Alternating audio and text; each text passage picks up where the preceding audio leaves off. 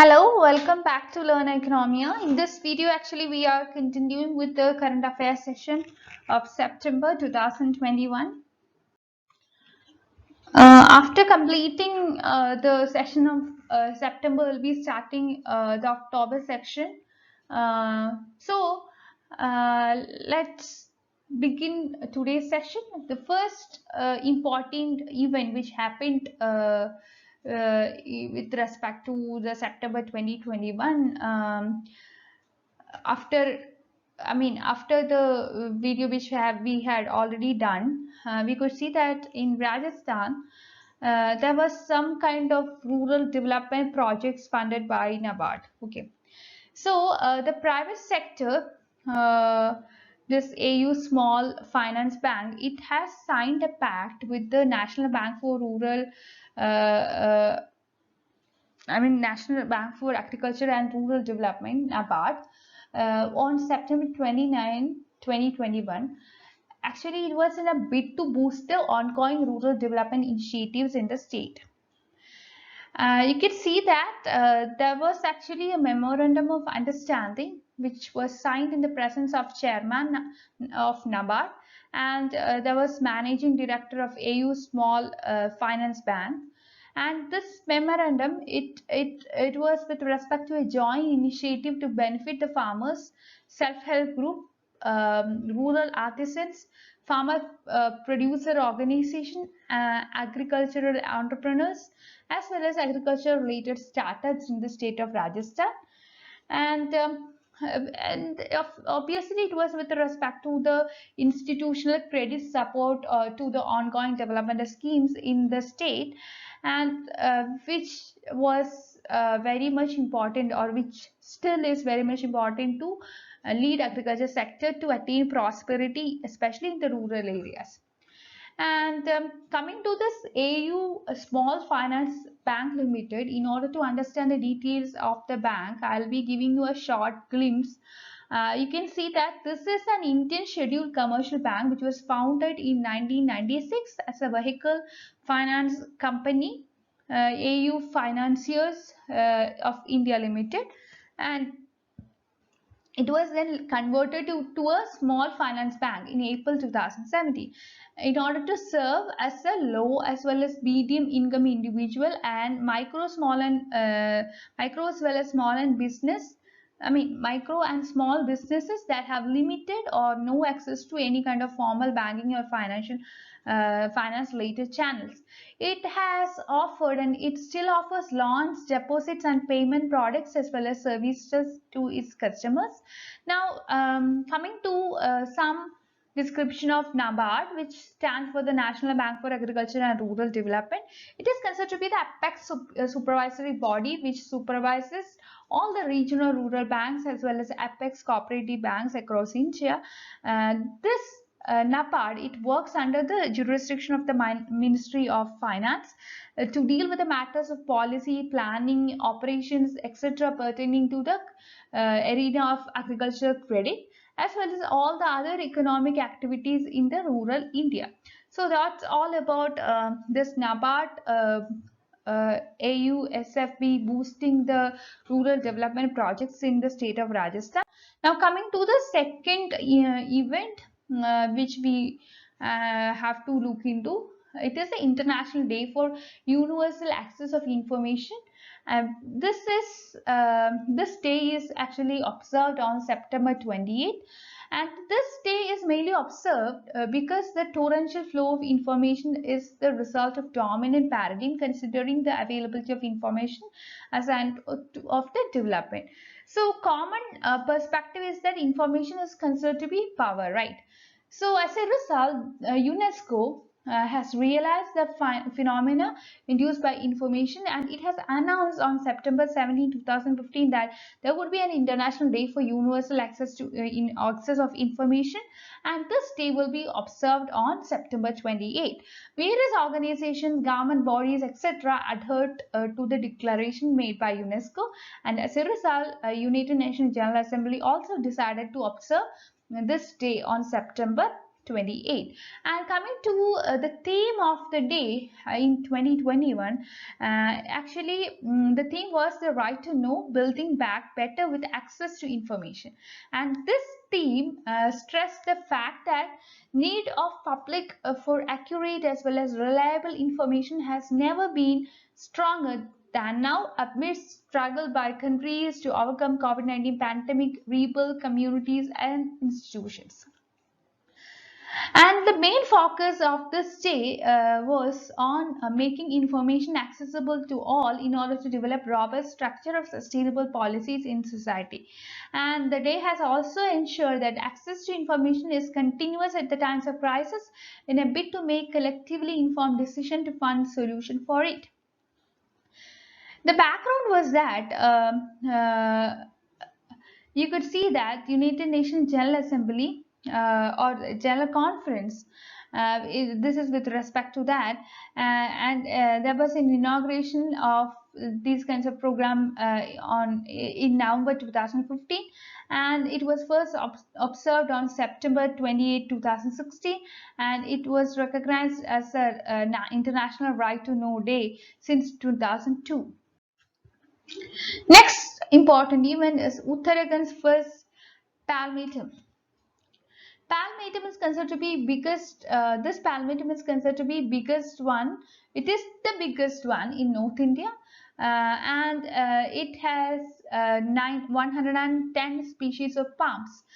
It was established in an area of 3 acres and was developed in the It was developed in 3 years under the CAMPA scheme at a cost of 60 lakh. It was inaugurated by a professor of botany. Coming to the aim of this palmatum, it was actually promoted with the aim of promoting conservation research and creating awareness regarding the importance and ecological role of various palm species. Coming specifically to Uttarakhand palmatum, you can see that it has comprised of 4 critically endangered species of palm, 2 endangered species and 2 vulnerable species, as well as 6 near threatened species as per IUCN categorization. It comprises of 1 threatened species as per Uttarakhand Biodiversity Board, and 1 species is considered to be rare in this palmatum. Here, 1 palm species is very much endemic to Uttarakhand, and it is the only palm that can survive the sub-zero temperature, and this species has been declared as a threatened species by Uttarakhand Biodiversity Board. Other endangered or threatened species in palmatum include pony tail palm, bottle palm, redneck palm, spindle palm, etc. So this endemic palm to Uttarakhand is called tackle palm. Okay, that's all about Uttarakhand first palmatum. Next, ICRA revises FY22 GDP growth forecast to 9%. You have to understand, first of all, ICRA. This is the Indian Independent Investment Information and Credit Rating Agency, which was established in 1991. Its original name was Investment Information and Credit Rating Agency India, which is a joint venture of Moody's and several Indian commercial banks and financial service companies. Okay, and this has went for a revision of financial year 2022, and the GDP forecast was being done, and it has created the upward revision in GDP to the brightening prospects for second quarter of 22.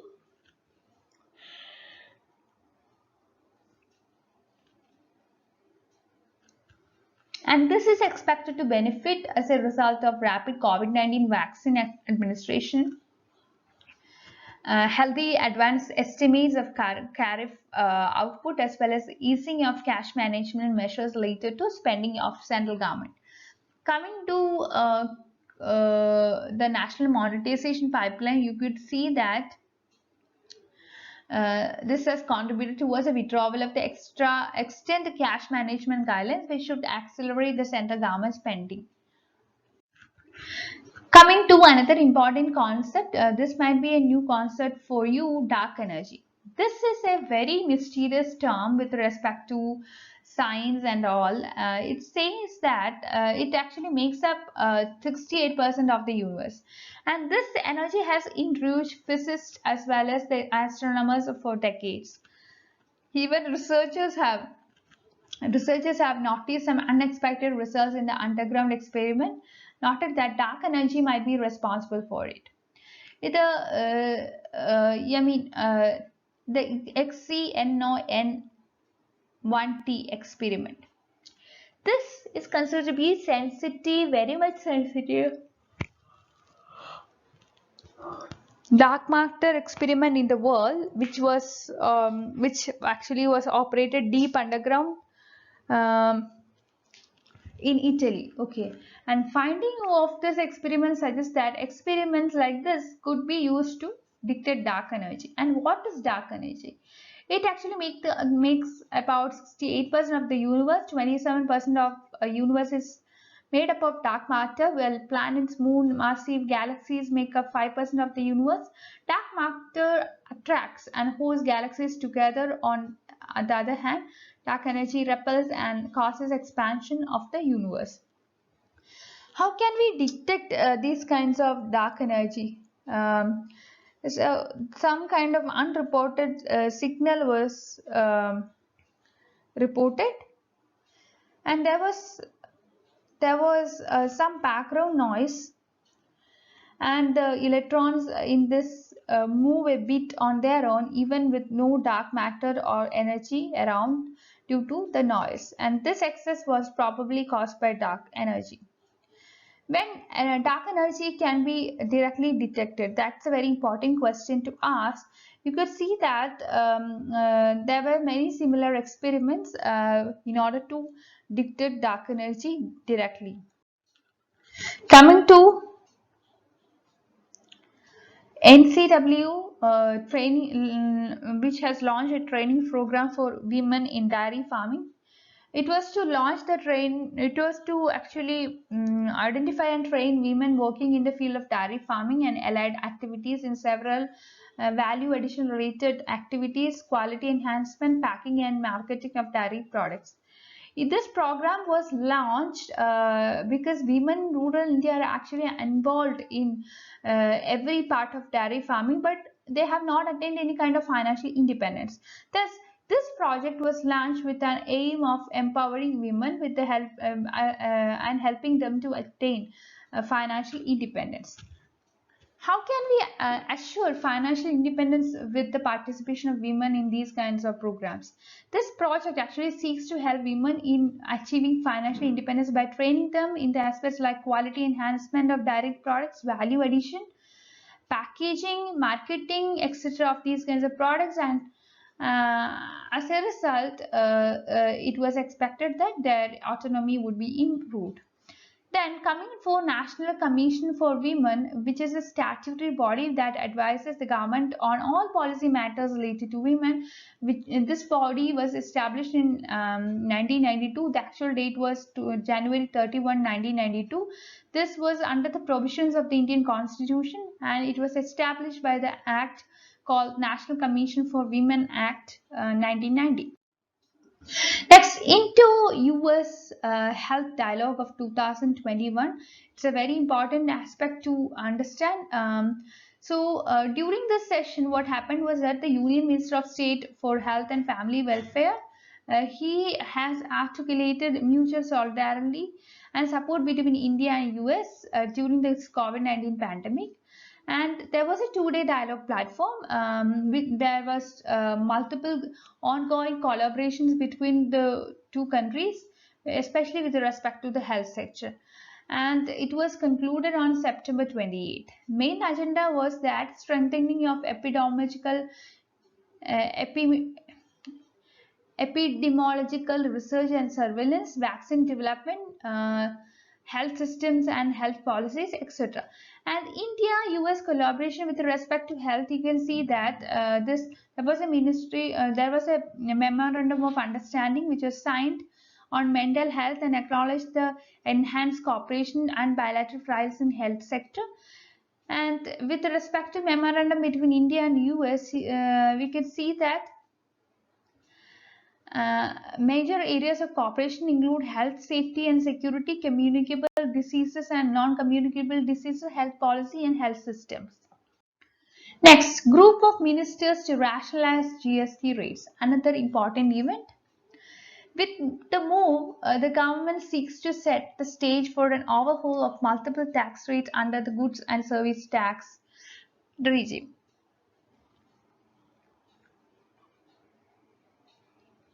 At present, as you all know, we have four different slabs: 5%, 12%, 18%, and 28%. There was an announcement made by Nirmala Sitharaman, our finance minister, after the GST Council meeting on 17th, in order to set up two GOMs to shore revenues. One of the panels was to look into the tax rate rationalization.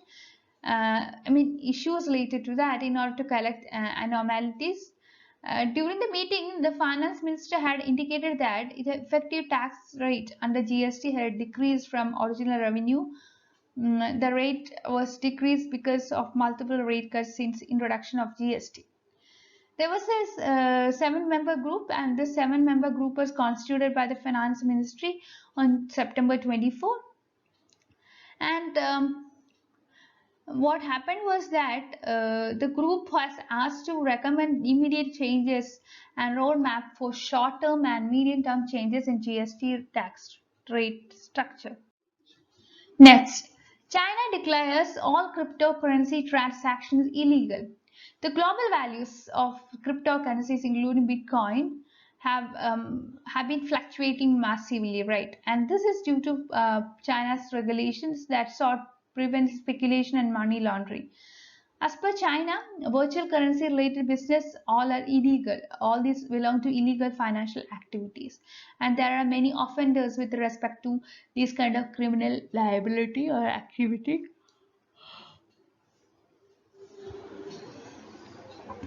And the main reason for putting this ban was that, as per China's bank or the People's Bank of China, trading of Bitcoin as well as other virtual currencies had become widespread, and these are considered to be disturbing or disrupting the economic as well as financial order in the country. And there was money laundering, illegal fraud, fundraising, pyramid schemes, as well as illegal and criminal activities, and there were endangering the safety of many people. As a result, by considering these kinds of problems, China has declared all the cryptocurrency transactions as illegal. China on digital currency is already in the pipeline, and it will allow the central government of China to monitor transactions. Cryptocurrency or crypto creation and trading have already been illegal in China since 2019. Cryptocurrency, we know it is a binary data that have been designed to work as a medium of exchange, and individual coin ownership records are stored in ledger, which is existing in the form of a computerized database. Storing cryptocurrency are used to secure transaction records, control and creation of additional coins, as well as to verify transfer of coin ownership. Next is $2.5 billion contract signed for 56 Airbus C-295 military aircraft. So there was a contract actually, and as per this contract, Airbus will deliver the first 16 aircraft in flyaway condition, which would be delivered from its final assembly line in Spain. Coming to the order of 295 aircraft or C-295 aircraft, Airbus had obtained orders from 278 of the aircraft, out of which 200 were already in operation. Coming to the Avro replacement program, under this program, a private sector firm will build an entire aircraft in India for the first time, and it will be developing an entire industrial ecosystem ranging from manufacture, assembly, testing, and qualification, delivery to the maintenance of aircraft life cycle. What is the speciality of C-295 aircraft? This is actually powered by two Pratt and Whitney PW127, which is a part of two PW100 family. It can transport up to 71 troops or 50 paratroopers along with battle loads. It can also ferry supplies to occasions which are not accessible by the heavier transport aircraft of IAF. And this could be used for medical evacuation using basic VTOLs or mobile intensive care units comprising of life support equipment. That's all about this C-295 military aircraft. Then coming to TFC USAID announced $55 million guarantee program in India. And this is considered to be a credit guarantee program which seeks to address the economic impact of COVID-19. And this is supposed to support the loans to farmers or farmer producer organization, agricultural tech companies, and companies that are engaged in clean energy solutions for agriculture sector. This initiative would also introduce as well as support clean energy technologies for smallholder farmers with some special emphasis on women. Coming to the technical assistance, we could see that it is the financial, the technical assistance was mainly led by Rapper Foundation, and the technical assistance here would focus on areas of business management, and this would help in building some stronger linkages for markets. And who are the lenders here? Loans to farmer producer organization would be provided by three lenders of India, namely Samriddhi Financial, Avanti Finance, and Manavia. Okay. And what is this initiative and why this has been launched in India? You have to see that USAID, it has believed that providing farmers with some kind of cleaner as well as affordable technology would improve their livelihood as well as climatic resilience of this farmer community. Clean technologies, as we all could see, this would also offer a sustainable development or sustainable development alternative in order to meet the agriculture demand to address food insecurity in the country, as well as this would improve some nutritional outcomes. This support initiative will address the health and economic needs of the vulnerable farmer communities. Next, Italy recognizes India's Covishield vaccine, which is a very important news. We have to understand that this vaccine, it is actually a vaccine against coronavirus, and this was jointly developed by the Oxford University and Pharma-Jane, AstraZeneca, which was actually manufactured by the Serum Institute of India. And Italy, by recognizing this vaccine in this would be now eligible to get an Italian green pass, and this recognition is considered to be an outcome of a meeting between the health minister of India and his Italian counterpart. And which countries have recognized Covishield, which is a very important question. You can expect questions from these areas. Actually, the 16 countries from European Union have recognized this vaccine so far, and all these things would make it easier to avail the benefits of EU Digital COVID Certificate or Green Pass.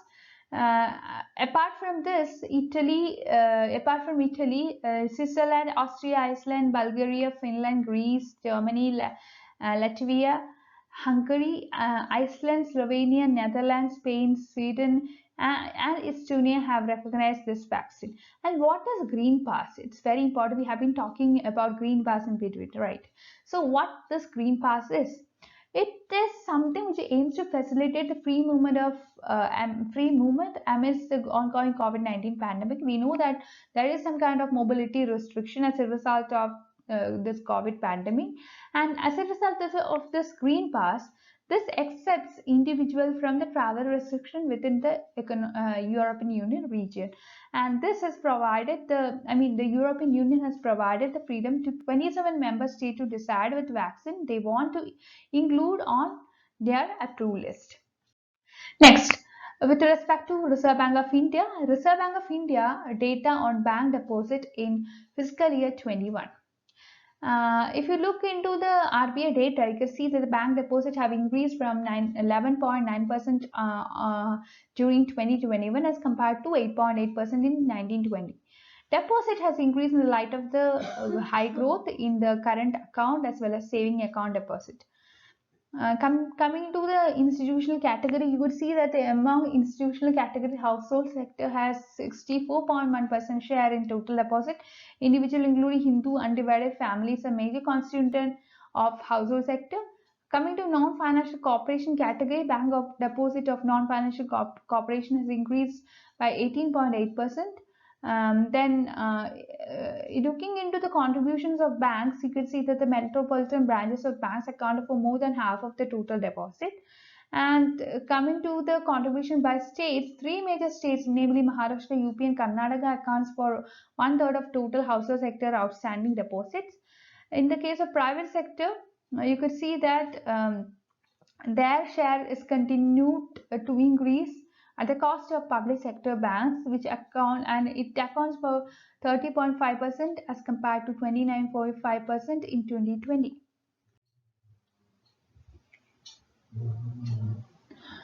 Next is ARIA developed charger for electric vehicles.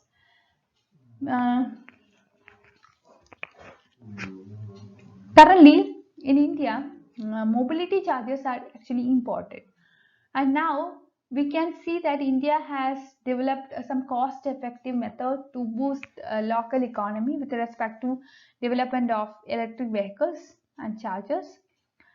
ARI is currently negotiating with the Telangana and government of Kerala to set up these kinds of centers. Coming to the cost of chargers, you can see that it is expected between rupees 50,000 to 60,000, and the ARI is actually they have signed a deal with the Bharat Electronics Limited with respect to this electronic vehicle chargers, and as per this deal, ARI would provide complete knowledge or know-how of the chargers while Bharat Electronics will manufacture them. Global companies to reduce emissions from ships by 2050. And these companies also urged government to step up their action warning time. And coming to the aim of IMO, you can see that UN Shipping Agency, International Maritime Organization, it aims to reduce the overall greenhouse gas emissions from ships by 50% as compared to 2008 levels by 2050. Main initiative was that shipping, catch, chartering, finance, fuel production, ports, etc. Companies related to these arenas are asking for the stronger measures in order to ensure their sector to deal with the problems like climatic goals, etc. And they have also this. We have to see that the climate goals actually set up by the Paris Accord, and Paris Accord seeks limit to global warming to less than 2 degrees Celsius. Call to Action initiative was developed by the World Economic Forum, which is a non-profit global maritime forum, and other partners were also involved here. Many signatories were there, and you have to be very sure about the signatories in this event.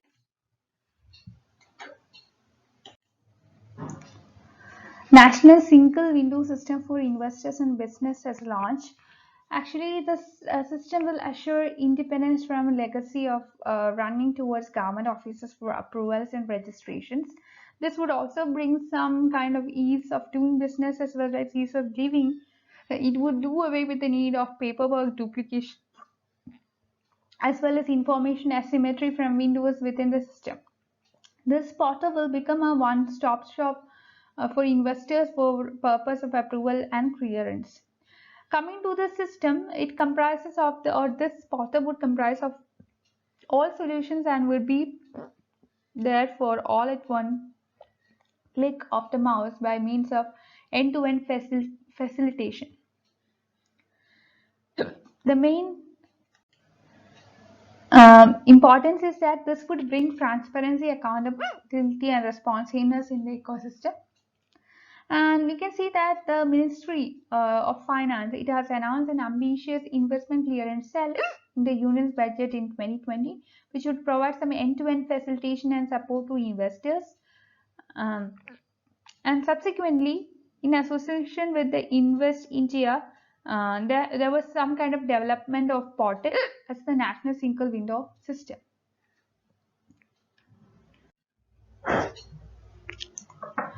India-US bilateral meet was held on September 24. During this meeting, both India as well as US, there were discussions regarding development in Afghanistan, ways to combat radicalism, extremism, cross-border terrorism, etc. Uh, and there was also some kind of expectation with respect to the boosting of trade, investment ties, strengthening of defense, security, clean energy, etc.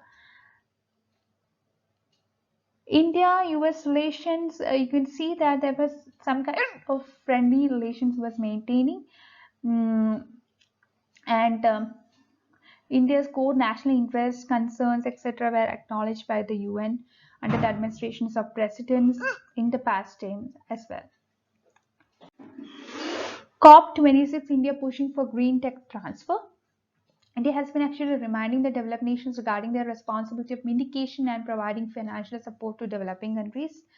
And recently, India received the blue flag tag for two Indian ventures, Kovalam and Puducherry, by Foundation for Environment Education. It is another milestone in India's journey towards Green India. Indian Minister also underlined the need for upholding the principle of UNFCCC process for any successful outcome in the climate change negotiation. During the meeting, crucial climate actions on finance mitigation adaptations are required to tackle the climate crisis were also discussed. Coming to the UN Framework Convention on Climate Change, you can see that it was established as an international environmental treaty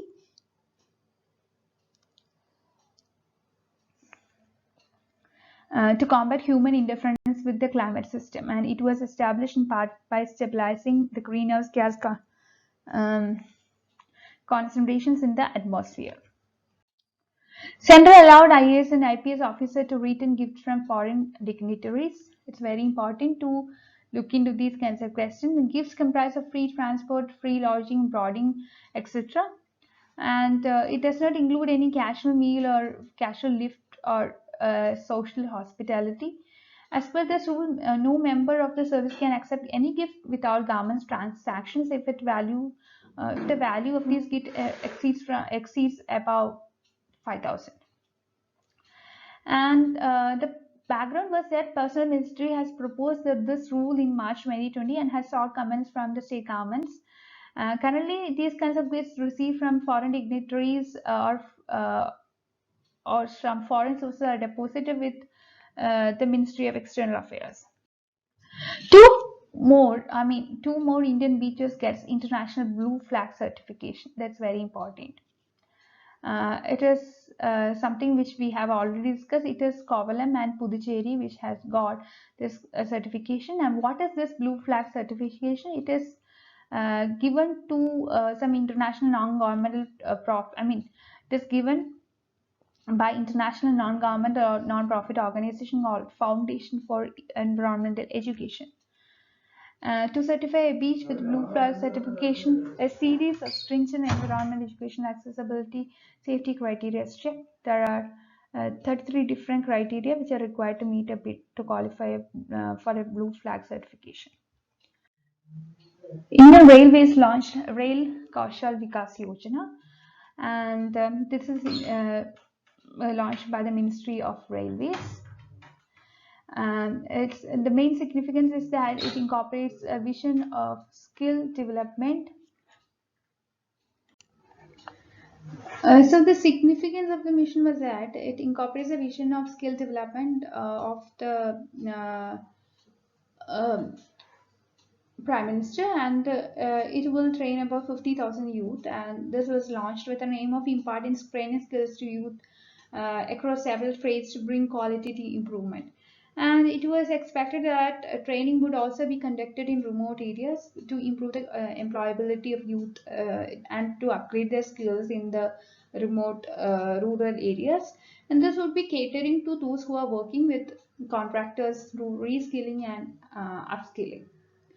There would be training provided to 50,000 candidates for three years, and in the initial phase there would be 1,000 candidates who would be trained, and there would be 4 trades: electrician, welder, mechanist, and fitter. And you to be trained for free. Participants would be selected from applications received online. Not only this based on online, on the basis of marks of matriculation would be taken into consideration. So that's all with that. Then the World Bank group to stop publishing doing business report was there, and the World Bank has noted that it would remain firmly committed towards advancing of the role of private sector in development, and it would provide support to governments in order to design the regulatory environment that supports this. As per World Bank, trust in research is very much important. It has informed that actions of policymakers and plays a very important role, and it allows stakeholders in measuring the economic and social improvements accurately. Coming to the data irregularities, some data irregularities were reported. Following the World Bank management, it has stopped the edition of doing business report and initiated a new series of reviews and audits of the report along with some revisions in the methodology. It has also improved the rank by 79 positions over 5 years, and uh, this was actually between 2014 and 19. So that's all for today. Thank you for watching. Please like, share, and subscribe to this channel for more videos. And you can be a part of my Telegram group and Telegram channel to discuss your doubts. I'll be providing the links of the same in the description box. That's all for today. Thank you.